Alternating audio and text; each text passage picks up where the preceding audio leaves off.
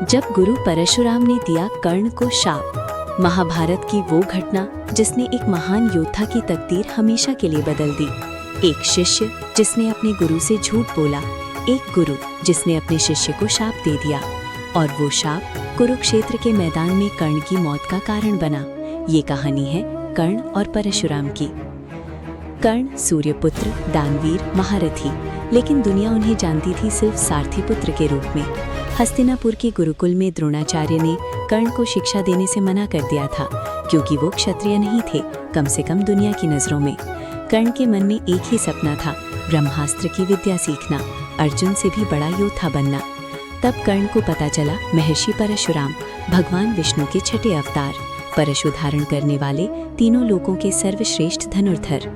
लेकिन परशुराम एक शर्त पर ही विद्या देते थे, वो केवल ब्राह्मणों को शिक्षा देते थे। कर्ण के मन में द्वंद्व था, पर उनके भीतर की आग और भी बड़ी थी। उन्होंने निर्णय लिया वो परशुराम के पास जाएंगे, ब्राह्मण बनकर। कर्ण पहुंचे महेंद्र पर्वत पर, जहां परशुराम जी का आश्रम था। कर्ण ने चने धारण किया, ब्राह्मण का वेश बनाया और गुरु के चरणों में झुककर बोले, गुरुदेव, मैं एक ब्राह्मण शिष्य हूँ, मुझे आपसे दिव्यास्त्र की विद्या चाहिए। परशुराम ने कर्ण को देखा, उनकी आंखों में तेज था, शरीर में वीरता। उन्होंने स्वीकार किया। कर्ण ने परशुराम के आश्रम में वर्षों बिताए। वो एक आदर्श शिष्य थे, आज्ञाकारी, परिश्रमी, समर्पित। परशुराम उनसे बेहद प्रसन्न थे। धीरे धीरे उन्होंने कर्ण को सिखाया दिव्यास्त्र, ब्रह्मास्त्र और युद्ध की हर महान विद्या। कर्ण के भीतर एक योद्धा जन्म ले रहा था। फिर आया वो दिन जिसने सब कुछ बदल दिया। एक दोपहर परशुराम जी थके हुए थे। उन्होंने कर्ण की गोद में सिर रखकर विश्राम करने लगे। कर्ण स्थिर बैठे रहे, गुरु की नींद में कोई विघ्न न आए। तभी एक कीड़ा आया, अलर्क नाम का भयंकर कीड़ा। उसने कर्ण की जांघ में काटना शुरू किया। दर्द असहनीय था, खून बहने लगा, लेकिन कर्ण टस से मस नहीं हुए। वो बैठे रहे, चुपचाप, निश्चल, ताकि गुरु की नींद न टूटे।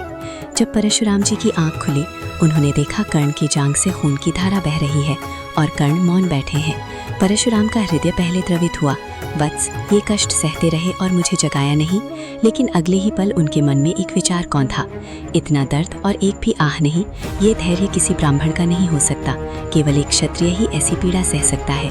परशुराम ने कर्ण की आंखों में देखा और पूछा, सत्य बताओ वत्स, तुम कौन हो? कर्ण ने सिर झुका दिया। अब छुपाना संभव नहीं था। उन्होंने सच बोला, गुरुदेव, मैं ब्राह्मण नहीं हूँ, मैं सूत पुत्र कर्ण हूँ। आश्रम में एक पल के लिए सन्नाटा छा गया। परशुराम का क्रोध भड़क उठा। तुमने मुझसे छल किया, ब्राह्मण का वेश धारण कर मुझे धोखा दिया। जो विद्या छल से पाई जाए वो काम नहीं आती। और फिर परशुराम ने शाप दिया, कर्ण, जब भी तुम्हें इस ब्रह्मास्त्र की सबसे अधिक आवश्यकता होगी, तुम्हारी स्मृति से ये विद्या लुप्त हो जाएगी। कर्ण के नेत्रों से आंसू बह रहे थे, पर उनके माथे पर शिकन नहीं आई।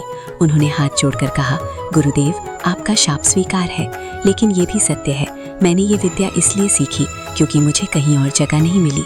एक सूत पुत्र के लिए द्वार बंद थे। परशुराम का क्रोध कुछ शांत हुआ।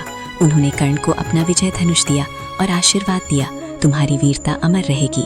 वर्षों बाद कुरुक्षेत्र का मैदान, कर्ण और अर्जुन आमने सामने। कर्ण के रथ का पहिया धस गया था जमीन में। उन्होंने ब्रह्मास्त्र चलाने की कोशिश की और तब गुरु का शाप सच हो गया। मंत्र याद नहीं आया, विद्या स्मृति से मिट गई। वो पल जिसके लिए परशुराम ने शाप दिया था, वो पल आ गया था। ये कहानी सिर्फ एक शाप की नहीं है, ये कहानी है उस व्यवस्था की जिसने एक महान योद्धा को उसका हक नहीं दिया। ये कहानी है उस दर्द की जो कर्ण ने पूरी जिंदगी मौन होकर सहा। कर्ण महान थे, कर्ण आज भी अमर हैं। जय महाभारत, जय सूर्यपुत्र कर्ण।